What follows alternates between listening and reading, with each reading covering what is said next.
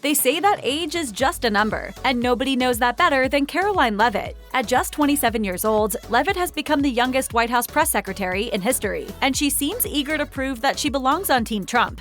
President Trump is back, and the golden age of America has most definitely begun.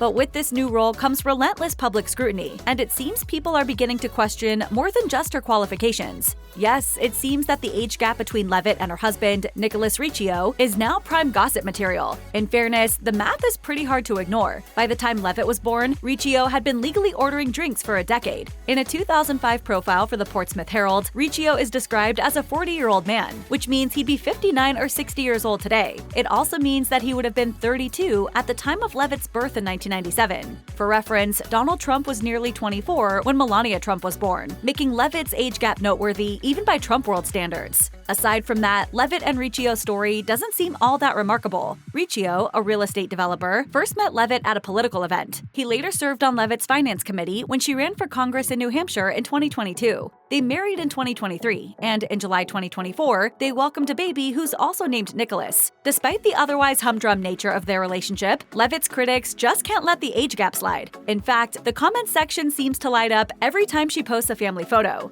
As one user wrote on Instagram, "Your husband could be your grandfather, yet you judge everyone else. Disgusting."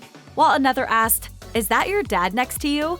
And the dragging continued over on X. One person tweeted, "I wondered how Karoline Leavitt went from failed congressional candidate in NH to press secretary, but I learned she married a 60-year-old, so now it all makes sense."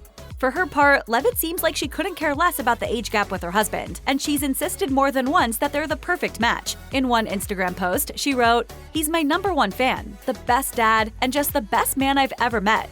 And while she only rarely posts about Riccio online, Leavitt clearly puts in a lot of effort to convince the world her May-December marriage is a fairy tale. When they got engaged, she gushed on Instagram, "I get to marry the man of my dreams. I feel so overwhelmingly blessed. Thank you, God."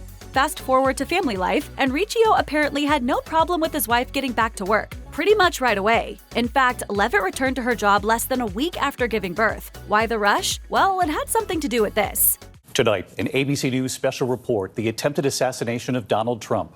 Speaking to the conservator, Leavitt explained that she had felt compelled to be present in what she described as a historic moment. She added, "I looked at my husband and said, looks like I'm going back to work." Leavitt admits the transition wasn't easy, but insists Riccio wanted to make it work. She said, "I went back to work just days after giving birth. I have learned to multitask and prioritize my time. I'm also grateful to have an amazing husband and family who helped me. Couldn't do it without them." At the end of the day, Leavitt sees her swift return to work as a sacrifice for something greater than herself. She told the conservator, "I remind myself this job is temporary. It's the opportunity of a lifetime, and I know one day he will be proud of his mama."